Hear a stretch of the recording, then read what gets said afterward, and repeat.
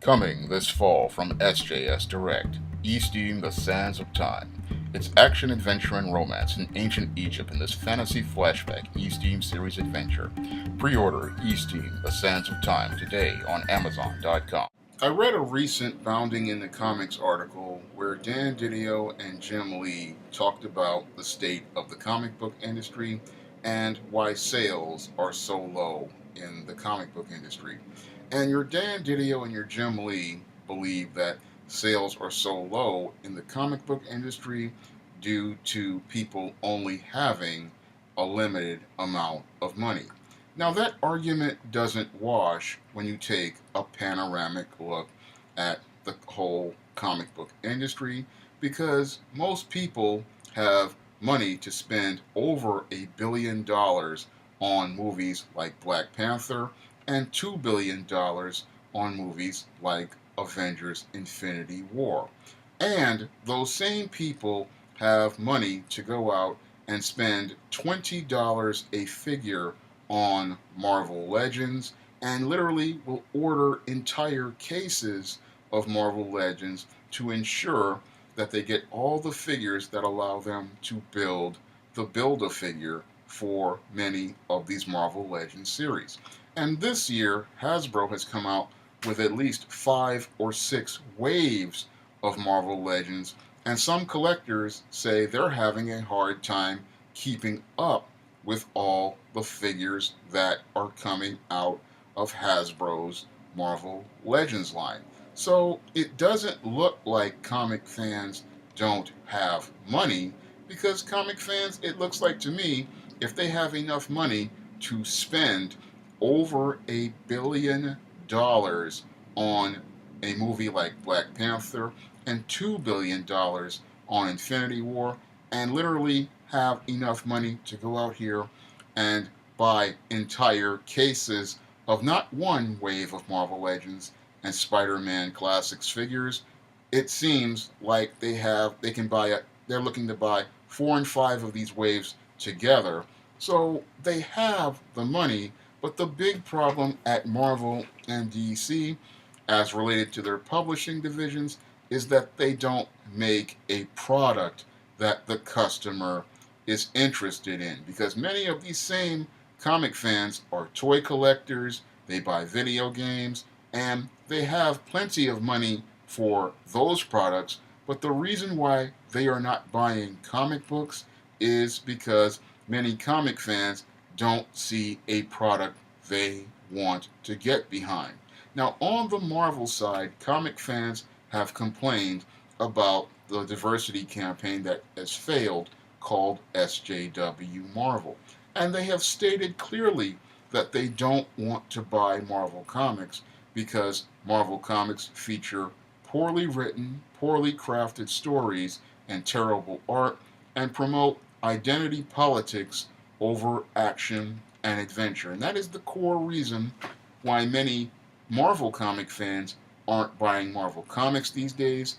And on the DC side, DC comic fans have emphatically said that they will not buy any DC comics until they see the return of their classic DC pre-52 DC universe.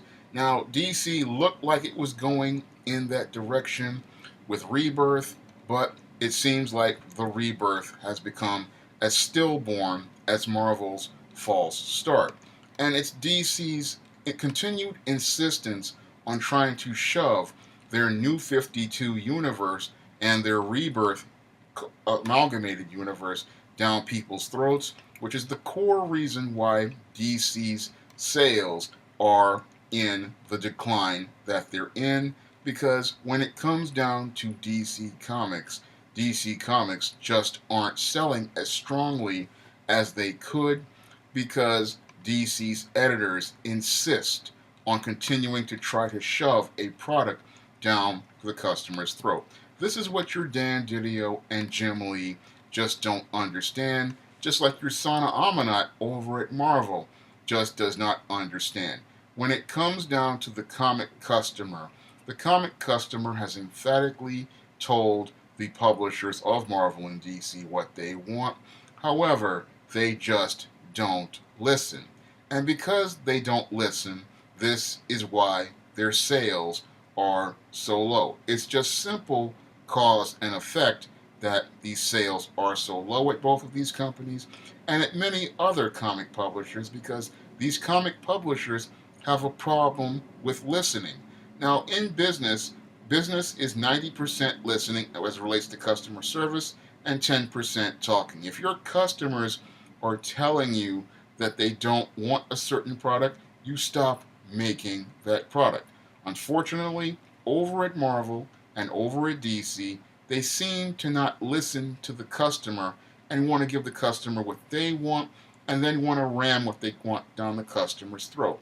Unfortunately, what they don't understand is that the customer controls the money, and if they control the money, they can decide what media they want to buy. Because I honestly see how much money is in the comic book industry, and that's one of the reasons why I started the SJS Direct imprint, and that's why I went out here to make action-packed African American fantasy and like the ISIS series or the E-Steam series and the upcoming John Haynes series, because I know that there's an audience for those books, and that's why I went out to write and publish them. So I know there's an audience out there, and I know that there's an audience out there with money. And guys like Richard C. Meyer and Ethan Van Sciver know that that money is out there because when we take a look at their Indiegogo campaigns for Jawbreakers, Lost Souls, and Ethan Van Sciver's Indiegogo fundraising for Cyberfrog, we see that there's money out there. Richard C. Meyer made close to $400,000 with Jawbreakers, and Ethan Van Sciver made $500,000 on his Cyberfrog. And your Chuck Dixon made six figures on his Ravage, Kill All Women, and the Red Rooster looks like it's making some fairly decent money.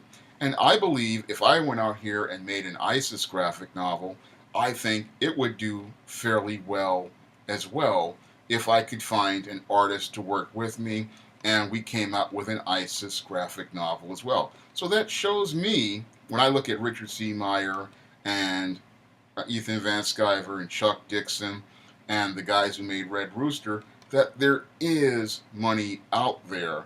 And there's money out there because comic fans but they're looking to spend it on quality products. And when they see quality products like Josh Howard's T-Bird and Throttle, they go out here and they buy those products because that's what comic fans are looking for. They're looking for quality comics that tell action-packed stories, feature rich multi-dimensional characters, and are just plain old fun. But many people who work in the comic publishers like Marvel, DC, and Image, they don't want to give us action-packed fantasy adventures that are escapes that are just a lot of fun. No, what they want to give us is comics that are basically propaganda for far left ideologues, comics that feature a whole host of identity politics, and comics that don't tell a compelling story, and then want to insist that comic fans go out here and buy these comics that feature this identity politics and feature these poorly crafted stories, and then tell us that there's only a certain amount of money out there. No, there's plenty of money out there, and there have been comic fans sitting on the sidelines for years waiting for that next great product. Unfortunately, because you have incompetent leadership at Marvel and DC right now, they don't give those readers an incentive to get off those sidelines and go out here to spend their money. When they see people like Richard C. Meyer, Ethan Van Sciver, Josh Howard, and Chuck Dixon making great comics, those people do get up off the sidelines and they do spend their money. And they're willing to spend that money even if those comics cost $20, $25, or $15 because they know they're going to get a quality product. And because they know they're going to get a quality product from those creators, they're willing to pay the extra cost because they know they're going to get a certain level of quality. When they look at Marvel and DC comics that cost $3.99, they don't see that quality.